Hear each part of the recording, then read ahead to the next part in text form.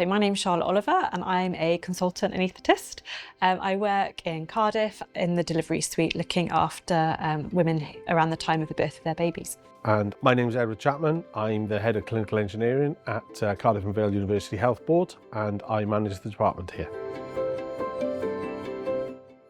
So SBRI is a Welsh Government funded programme. It stands for Small Business Research Initiative Centre of Excellence. A bit like Dragon's Den, who take problems from healthcare workers and grant money to solve those problems.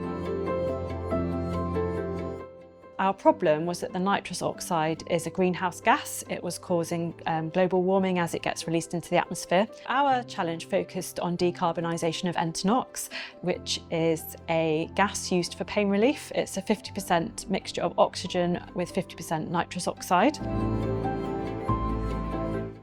My name's David McLaughlin. I look after a small company called eBreathe Limited, based out of Northern Ireland, and we specialise in science and technology development. So the product we developed, N2O Clear, relies upon a catalyst, so it's kind of like a catalytic converter in a car.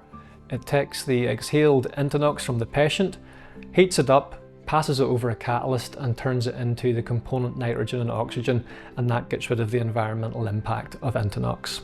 I call it an Entonox cracker.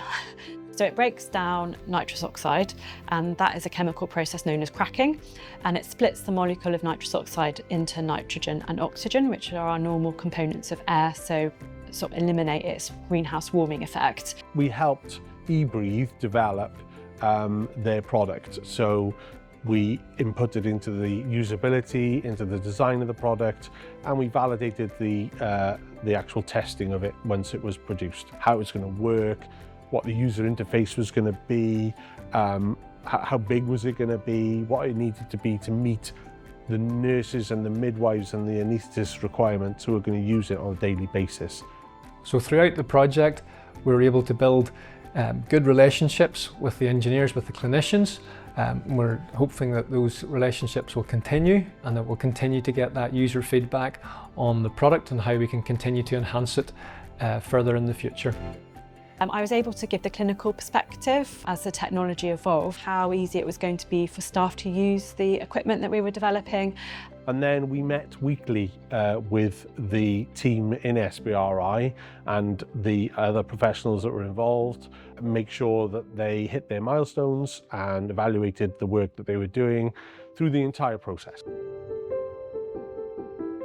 It's difficult to overemphasize how amazing SBRI have been. We got the funding, we got the support from Linda and Faye, and we also just got that forum as a team of multidisciplinary people from across Wales in different specialties to all come together and share our expertise, which without that structure of SBRI, we'd never have had the time and the opportunity to do that.